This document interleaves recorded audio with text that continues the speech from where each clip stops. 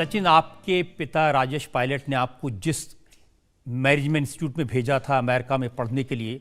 उससे जो लोग निकले उनकी लिस्ट में देख रहा था, एलन मस्क, वॉरेन बफे,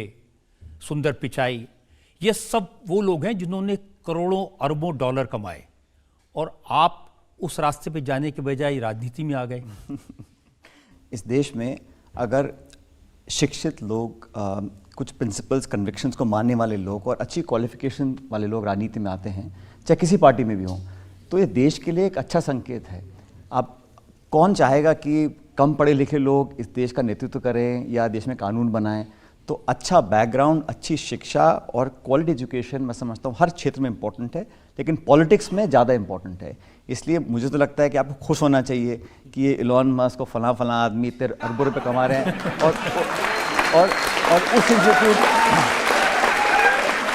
और उस इंस्टीट्यूट से जो शिक्षा मैंने ग्रहण करी है, कहीं ना कहीं कभी ना कभी जब मैं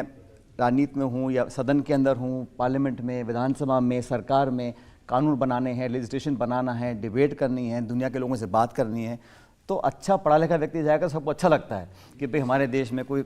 अच्छा पढ़ने वाला व्यक्ति है। लेकिन इस अच्छे पढ़े लिखे व्यक्ति को स्ट्रगल नहीं करना पड़ा, धक्के नहीं खाने पड़े, पैराशूट से उतरे, सीधे पार्लियामेंट पहुंच गए। अब ऐसा है कि ये बात सही है कि आपने कहा कि मुझे बहुत कम उम्र में मेरी पार्टी ने मौका दिया, लेकिन जिस 25 लाख लोगों के क्षेत्र से हम चुनकर आते हैं, उनके विवेक को हमको सलाम करना चाहिए कि उन्होंने भी अच्छा पढ़ा लिखा व्यक्ति चुनकर भेजा, पहली बात। दूसरी बात, मैं क्योंकि मेरे स्वर्गीय पिताजी राजनीति में थे, तो उसका मुझे लाभ मिला कि मैं जब पहली बार चुनाव लड़ने गया, लोग मुझे जानते थे, लेकिन जब 5 साल के बाद मैं दोबारा चुनाव लड़ने गया, या थर्ड टाइम मैंने चुनाव लड़ा, या चौथी बार मैंने चुनाव लड़ा, तो लोगों ने मेरी रिपोर्ट कार्ड देखी, भाई तुमने क्या किया है, तुम किसके बेटे, भतीजे, देवते, पोते, अलग बात है, लेकिन आपने खुद क्या किया है। तो जो सेकंड या थर्ड या फोर्थ जो चुनाव लड़ता है और जीतता है, तो वो अपनी काबिलियत पे जीतता है। मुझे लगता नहीं कि आप रिश्ते निकाल कर 3 या 4 बार चुनाव जीत सकते हो। पहली बार आपको मदद मिलती है उस दरवाजे में अंदर घुसने के लिए, लेकिन उसका दूसरा पहलू यह है रजत जी कि क्योंकि लोग आपको जानते हैं या आपको आपके नाम को जानते हैं, तो आपके परफॉर्मेंस को जज करते हैं कम से कम कि आपको अपने पिता या दादा या मामा नाना तक करना है या उससे बेहतर परफॉर्म करना है। तो एक बर्डन रहता है, एक प्रेशर रहता है, लेकिन उसको मैं अच्छा मानता हूँ। लेकिन